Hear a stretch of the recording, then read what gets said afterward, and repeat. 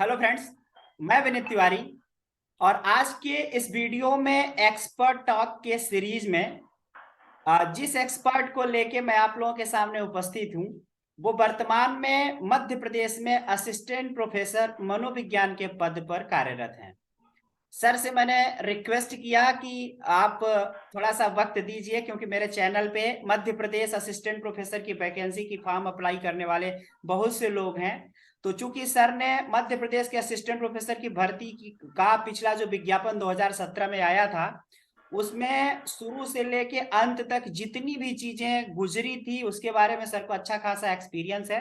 सबसे पहले अपने व्यूअर्स और सब्सक्राइबर्स की तरफ से मैं डॉक्टर संतोष रलावनिया जी का स्वागत करता हूं अपने चैनल पर। Sir, thank you. Thank you उसके विनीत। बाद आगे के क्रम में सर से पहला प्रश्न मैं ये करूंगा कि सर, जो 2017 में मध्य प्रदेश के असिस्टेंट प्रोफेसर की वैकेंसी आई थी, उसमें स्टार्टिंग में विज्ञापन का क्या स्वरूप था और उसके बाद उसमें किस किस तरीके के चेंजेस आपको देखने को मिले और उससे रिलेटेड क्या अनुभव रहा, वो अनुभव शेयर करने की कृपा करें जो हमारे व्यूवर्स को लाभप्रद हो। सर, ठीक है विनीत, सबसे पहले तो मैं सब आपके व्यूवर्स को थैंक यू कहूंगा और तुम्हें भी ये थैंक यू कहूंगा कि इतना अच्छा काम लोगों के लिए कर रहे हो। जो लोग इस विधा से जुड़ना चाहते हैं, हायर एजुकेशन में जो आना चाहते हैं, उन लोगों के लिए शुरुआत में मार्गदर्शन की बहुत आवश्यकता होती है। और उनका मार्गदर्शन करने के लिए तुम अलग अलग लोगों से मिलते हो, एक्सपर्ट लोगों से मिलते हो। हालांकि मैं तो कोई ज्यादा एक्सपर्ट नहीं हूँ, लेकिन फिर भी तुमने बहुत सारे तुम्हारे वीडियोस मैंने देखे हैं और विज्ञापन की एक एक डिटेल के बारे में लोगों को बताते हो, ये मुझे बहुत अच्छा लगता है। जहाँ तक मध्य प्रदेश में हायर एजुकेशन का हिस्सा बनने के लिए अगर किसी के मन में जिज्ञासा है, तो यहाँ पर विज्ञापन की जो प्रक्रिया हम लोगों के समय पे रही है, 2017 में जो विज्ञापन आया था उसमें बहुत सारे अमेंडमेंट्स हुए, 10-12 बार उसमें चेंजेस हुआ है। सबसे पहला स्वरूप जो विज्ञापन का था वो था कि आप लोगों को एक लिखित परीक्षा पास करके और इंटरव्यू देने के बाद में हम आपको ज्वाइनिंग देंगे। बाद में ये हुआ कि भाई लंबा समय चलेगा, इंटरव्यू में बहुत समय लगेगा और उस समय बहुत शॉर्टेज थी। तो इन लोगों ने विज्ञापन उस केवल 2017 के उस विज्ञापन के लिए केवल इंटरव्यू को हटा लिया था, जिसका उन्होंने क्लियरली मेंशन किया था कि केवल इसी विज्ञापन के लिए हम यहाँ से साक्षात्कार को हटा रहे हैं। आगे किसी भी भर्ती में हम इस चीज को फॉलो नहीं करेंगे, हम साक्षात्कार हर एक भर्ती में रखेंगे। हम लोगों के इसमें से साक्षात्कार को हटाया गया। जो लिखित परीक्षा का हम लोगों का सिलेबस जो प्रथम बार आया, तो उसमें जीके था। एक पोर्शन उसका जीके का था और एक आपके मेन पेपर का था। मेन पेपर में तो आपका जो सब्जेक्ट होता है वही होता है, और जीके के अंतर्गत इन लोगों ने environment, Madhya Pradesh, computer, research, teaching aptitude, ये सारी चीजें थी। इसको लेकर के मैं भी थोड़ा कॉन्शियस था कि क्योंकि इस फील्ड में मैंने कभी पीएससी वगैरह की तैयारी करी नहीं थी, तो मैं सोच रहा था कि मैं कैसे इसको जो है करना है। हालांकि बहुत कम नंबर का था वो पोर्शन, लेकिन फिर भी एक था कि एक भी नंबर का महत्व होता है इसमें। बाद में इसकी अच्छी खासी तैयारी होने के बाद में कि भाई अब कल हम लोगों को एग्जाम देने के लिए जाना है, उसके एक दिन पहले, एग्जाम के एक दिन पहले ये एग्जाम पोस्टपोन हो जाता है कि ये जो परीक्षा है इसको स्थगित किया जाता है। स्थगित करने के बाद में उसमें कोई डेट क्लियर नहीं होती है।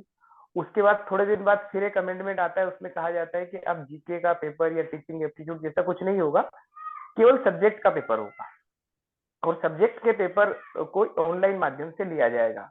तो हम लोगों की परीक्षा ऑनलाइन माध्यम से ही हुई थी।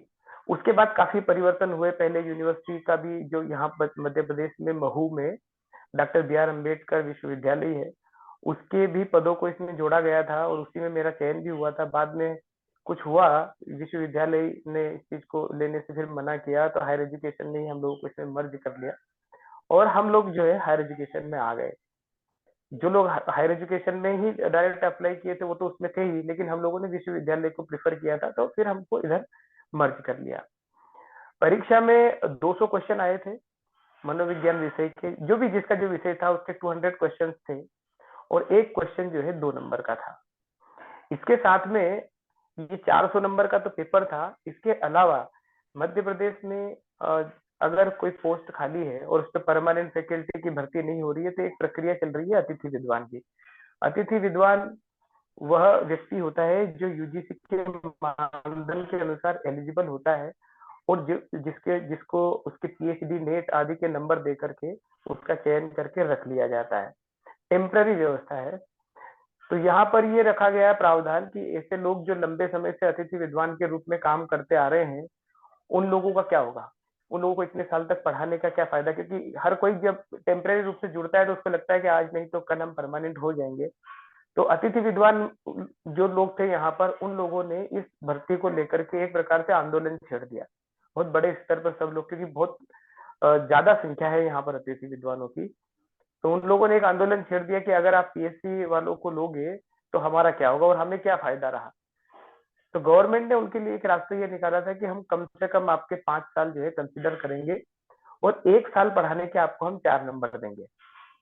आपने जहां जहां भी पढ़ाया है वहां से आप सर्टिफिकेट ले लीजिए और उस सर्टिफिकेट को हम जहां पर कहते हैं वहां पर जाकर आप वेरीफाई करा लीजिए। तो जिन लोगों ने भी जितने साल पढ़ाया था अपने अपने सर्टिफिकेट बना लिए टीचिंग। जी सर।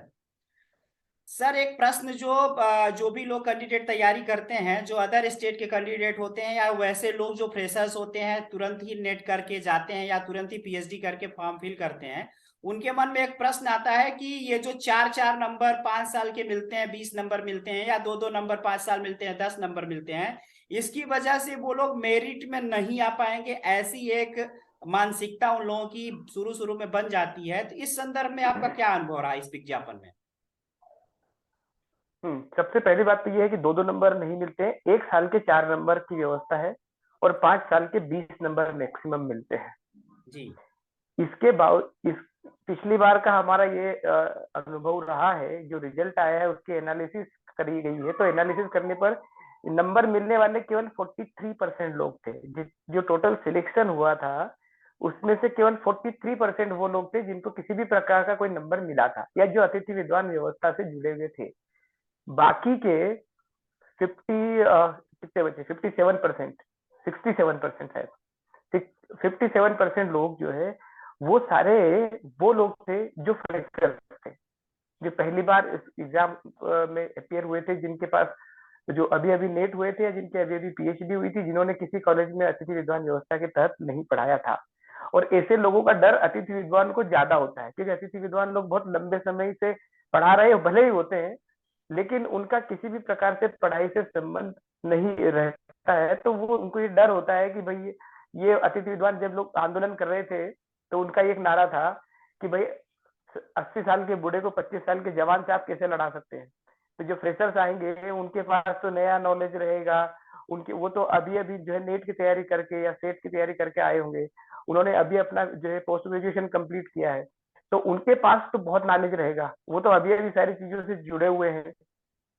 और हम लोग तो कब के पढ़ चुके हैं, कब की हमने एमए कर लिया, अब हमारे पास में उस चीज का नॉलेज नहीं है। तो अतिथि विद्वानों को ज्यादा डर होता है और अतिथि विद्वान व्यवस्था में जो लोग रहे हैं उनका परसेंटेज कम है बनिस्बत जो लोग फ्रेशर्स आए थे उनका परसेंटेज ज्यादा है। सही बात है। कुल मिला के अगर ये कहें कि अतिथि विद्वानों को नवयुवकों का डर रहता है और नवयुवकों के जो को उन नंबर्स का डर रहता है जो अतिथि विद्वानों को एक वेटेज के रूप में मिला करता है। लेकिन उसका कोई मतलब नहीं है। सबसे पहली बात यह है कि जिसके मन में ये डर है कि उनको इसके नंबर का फायदा मिल जाएगा, उन लोगों को फिर फॉर्म नहीं डालना चाहिए। किसी भी प्रकार का डर हटा करके केवल ये सोचना चाहिए कि अगर एक पद है तो वो मेरे लिए बना है और उसको केवल उसी एक पद के लिए प्रयास करना चाहिए।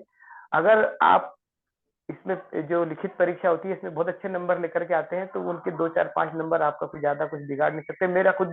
मुझे खुद भी अतिथि विद्वान व्यवस्था से 4 नंबर मिले थे, लेकिन उसका मुझे कोई यूज नहीं है। उसको माइनस करने के बावजूद भी मेरा प्रथम स्थान उसमें लगा था, क्योंकि मैंने पूरा फोकस जो किया था वो पढ़ाई के ऊपर किया था। मैंने न तो किसी दूसरे अतिथि विद्वान को देखा था, नहीं मैंने अपने 4 नंबर देखे थे कि मुझे 4 नंबर तो इसके मिल ही रहे। मेरा पूरा फोकस था कि मुझे 400 नंबर में से कितने मैक्सिमम में ला सकता हूँ। जी सर। सर एक प्रश्न और उठता है, चूंकि पिछले विज्ञापन में साक्षात्कार और सब्जेक्ट के अलावा जो जनरल सेक्शन का जो क्वेश्चन था उसको हटा दिया गया था, तो वर्तमान में जो एमपीपीएससी वेबसाइट पे जो एग्जाम का पैटर्न डाला गया है उसमें एक महत्वपूर्ण बात देखने को मिल रही है कि साक्षात्कार को भी मेंशन किया हुआ है 100 नंबर का, और जनरल सेक्शन के 50 क्वेश्चंस को मेंशन किया हुआ है 200 नंबर का, वो भी है। तो वर्तमान जो अभी 2022 का जो विज्ञापन आया है, तो इन चीजों को जोड़ के अगर देखा जाए तो चूंकि आपने तैयारी की थी, भले ही इन चीजों को हटा दिया गया था, लेकिन प्रिपरेशन तो आपने की थी। तो इसके संदर्भ में आपका क्या मार्गदर्शन है?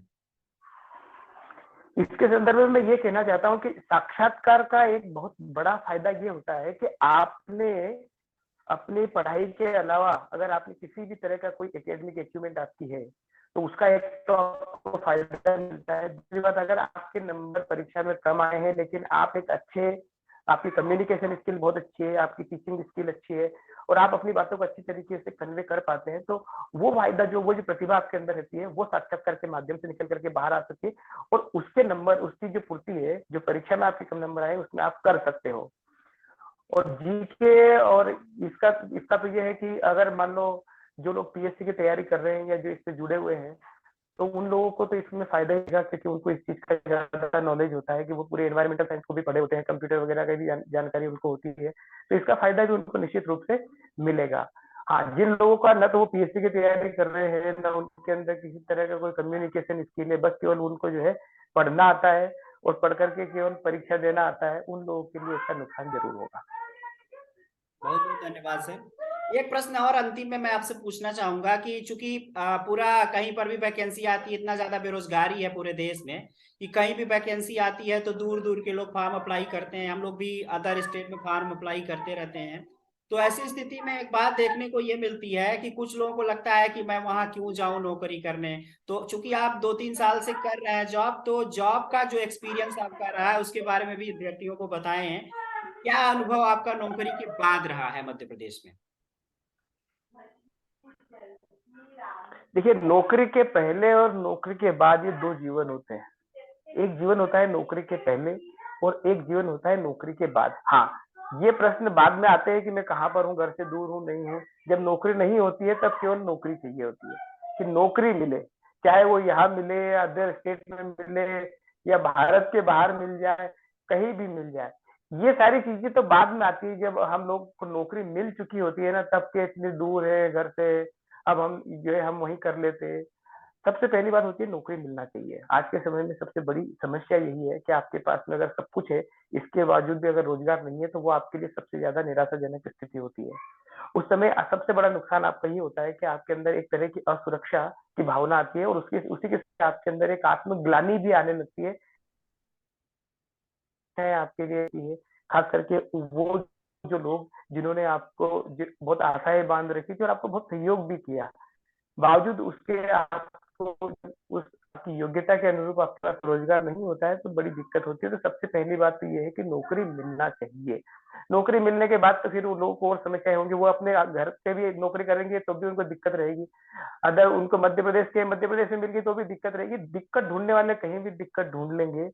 सबसे बड़ी बात यह है कि नौकरी मिले और नौकरी को आराम से आप ईमानदारी के साथ में करिए, इसी में संतुष्ट रहिए। समस्याएं ढूंढोगे तो वो कहीं भी मिल जाएगी। बिल्कुल बिल्कुल बिल्कुल सही बात है सर। आपने बहुत बढ़िया मार्गदर्शन दिया। मतलब मध्य प्रदेश के असिस्टेंट प्रोफेसर के बारे में बहुत सारे तरीके के प्रश्न ईमेल पे और मुझे कमेंट बॉक्स में मिला करते थे। इतनी ज्यादा जानकारी मेरे पास नहीं थी, इसीलिए मैंने आपसे रिक्वेस्ट किया कि आप आएं और हमारे व्यूअर्स और सब्सक्राइबर्स को थोड़ा सा मार्गदर्शन प्रदान करें। आप आए, उसके लिए आपको बहुत बहुत धन्यवाद।